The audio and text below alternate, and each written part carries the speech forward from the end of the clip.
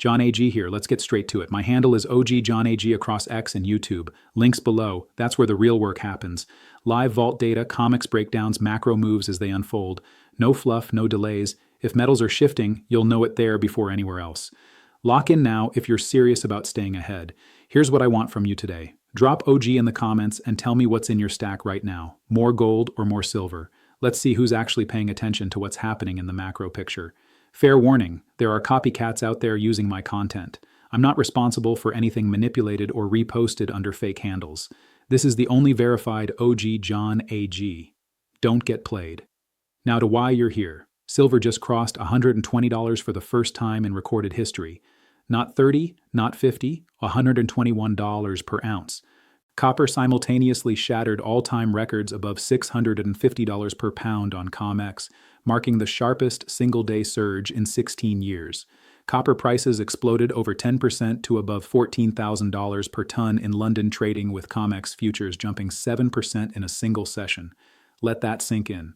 These aren't minor moves. These are structural breaks happening in real time across industrial metals that underpin every major economic transformation of the 21st century. Here's what matters most. Silver has rallied 450% over the past 2 years, adding over $6 trillion to its market cap and becoming the best-performing asset class in the world.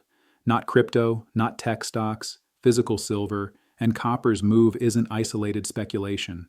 It's supply destruction meeting explosive demand from China's stimulus hopes, AI data center build-outs, electric vehicle production scaling, and renewable energy infrastructure that cannot function without these metals. The thesis is simple, but the implications are massive.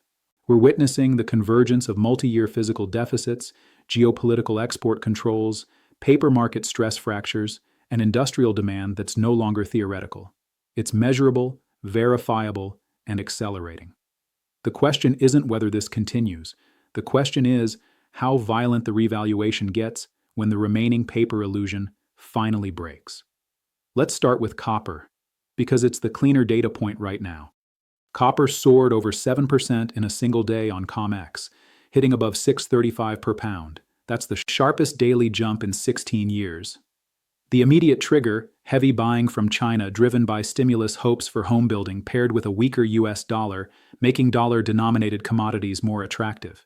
But here's the deeper layer. Glencore, one of the world's top copper producers, just cut its 2026 output forecast due to ongoing mine issues in Chile.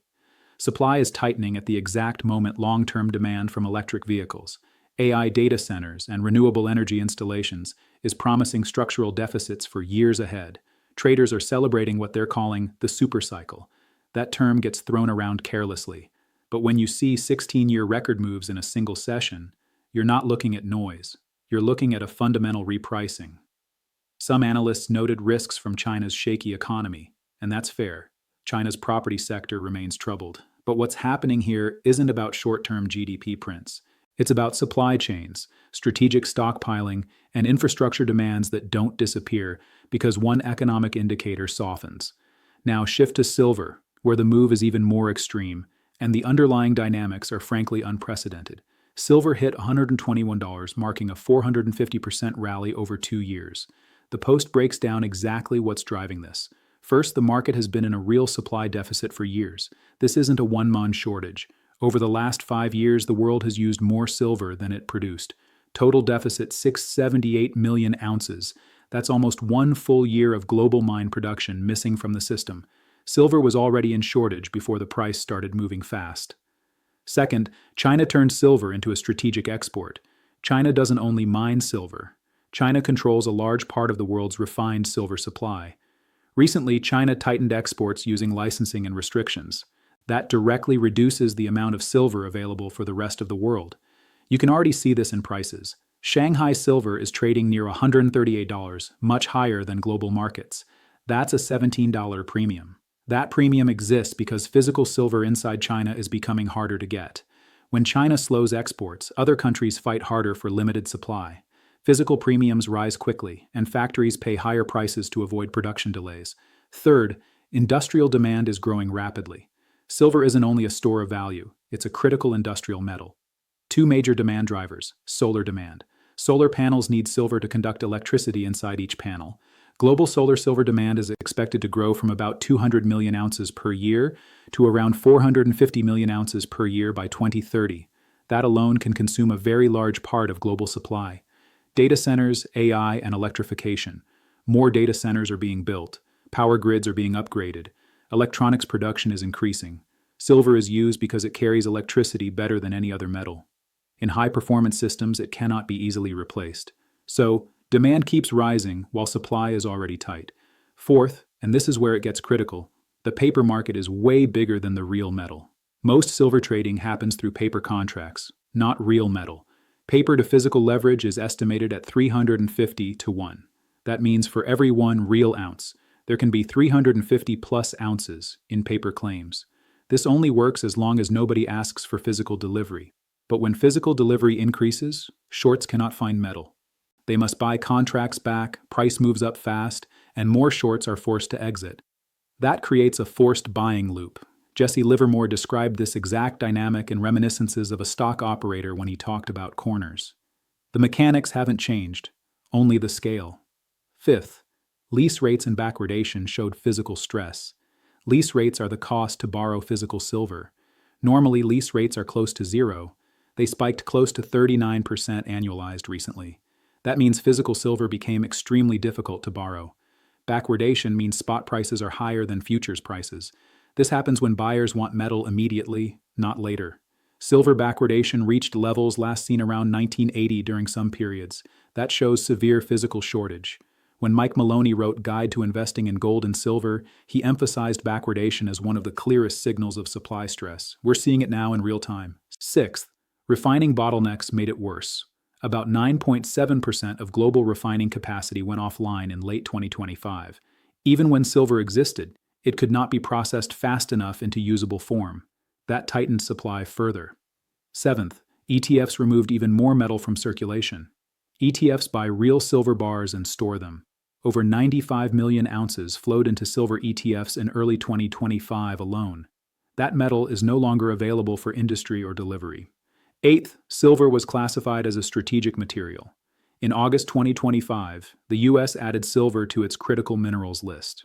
This officially changed silver from a normal commodity into a strategic resource.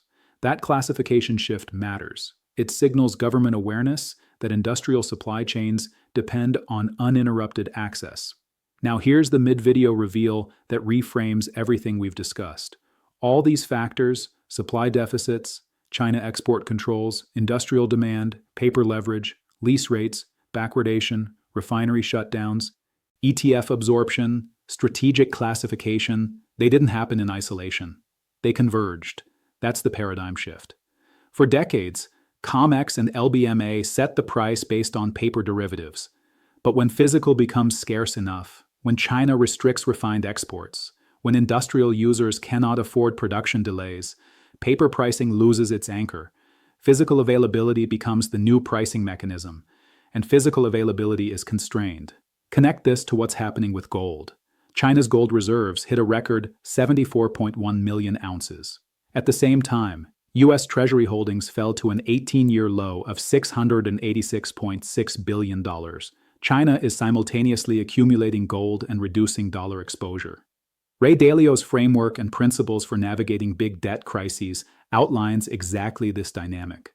When debt reaches unsustainable levels, authorities face a choice. Deflationary default or inflationary resolution, markets are pricing the latter, and President Trump said that they should be paying the lowest interest rate of any country in the world. That's a direct signal.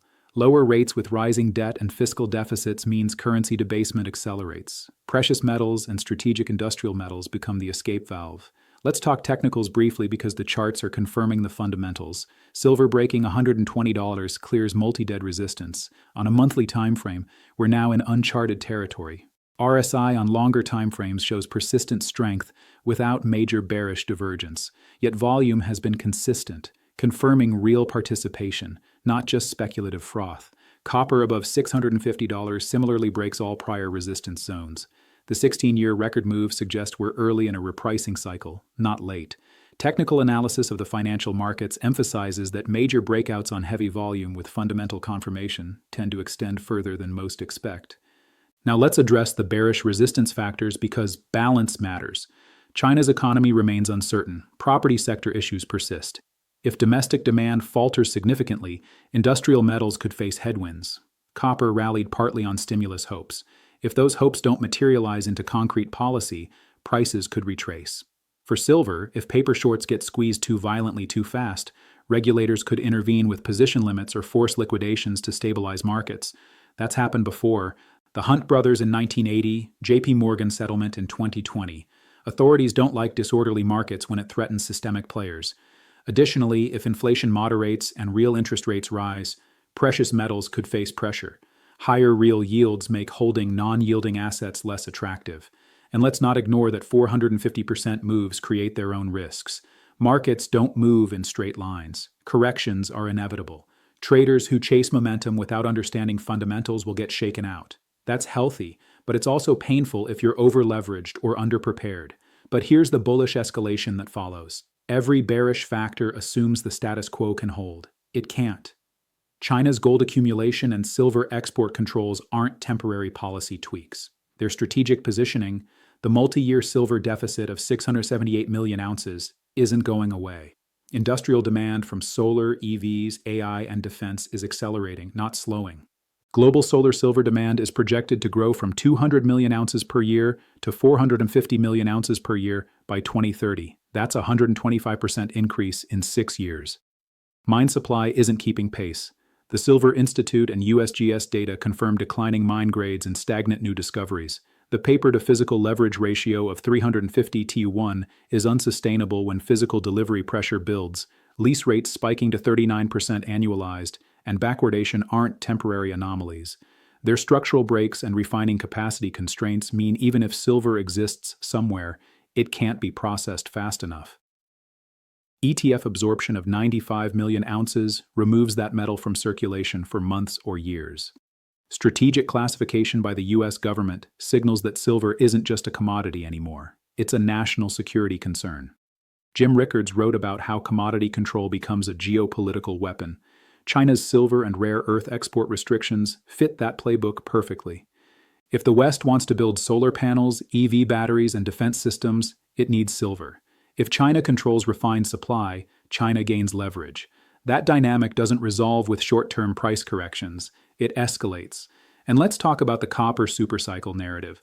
Glencore cutting 2026 output forecasts due to Chilean mine issues isn't a one-off. Chile accounts for roughly 25% of global copper supply. Declining ore grades, water scarcity, political instability, and aging infrastructure plague multiple major copper-producing regions. Meanwhile, the energy transition requires massive copper build-outs. According to industry estimates, electric vehicles use 3 to 4 times more copper than internal combustion vehicles. AI data centers are power-intensive and require extensive copper wiring and cooling infrastructure. If copper supply tightens, while demand from these sectors compounds, the supercycle thesis becomes self-reinforcing. So here's where we are.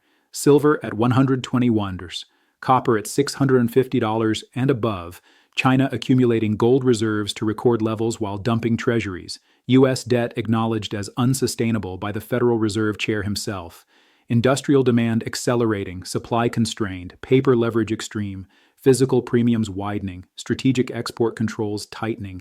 This isn't hype. This is measurable, verifiable reality unfolding across multiple data points and geographies. What does this mean for holders and traders? If you're holding physical silver or copper, you're positioned for a structural repricing that could extend for years. Physical metal in your possession bypasses paper market risk, counterparty risk, and jurisdictional uncertainty. That said, volatility will be extreme. Don't overlever. Don't chase moves emotionally. Don't assume straight-line trajectories. If you're trading, understand that momentum can persist far longer than seems rational, especially when fundamentals support it. Mark Douglas wrote in Trading in the Zone about how markets can remain irrational longer than you can remain solvent. But we're not in irrational territory. We're in fundamental repricing territory. That's different. Use stop losses. Manage position size. Don't risk capital you can't afford to lose. If you're on the sidelines waiting for a pullback makes sense, but recognize that in structural breakouts, the pullback you're waiting for might not come or it might be shallow and brief. The 1970s gold and silver bull market saw corrections, but the overall trend persisted for a decade. We might be in the early innings of a similar cycle. 3 key takeaways. 1. Physical markets are decoupling from paper pricing mechanisms. Shanghai premiums over Western spot, lease rate spikes, and backwardation confirm this. 2. China's strategic positioning in gold accumulation, silver export controls, and treasury reduction represents a fundamental shift in the global monetary and commodity order. 3. Industrial demand from solar, EVs, AI, and defense is compounding at the exact moment supply chains are fragmenting and capacity is constrained. That's a recipe for sustained price escalation, the unresolved tension. How violently does the paper market adjust when physical delivery pressure becomes unsustainable? And how do Western governments respond when China's commodity leverage becomes undeniable? Those answers will define the next phase of this move. Do your own due diligence, verify everything, understand the risks. Markets can punish even correct thesis if timing or execution is off. But if the data holds, if fundamentals continue deteriorating on the supply side while demand accelerates, we're not looking at a trade. We're looking at a generational repricing of strategic metals that underpin the 21st century economy. Invest with logic, not hype. OG out and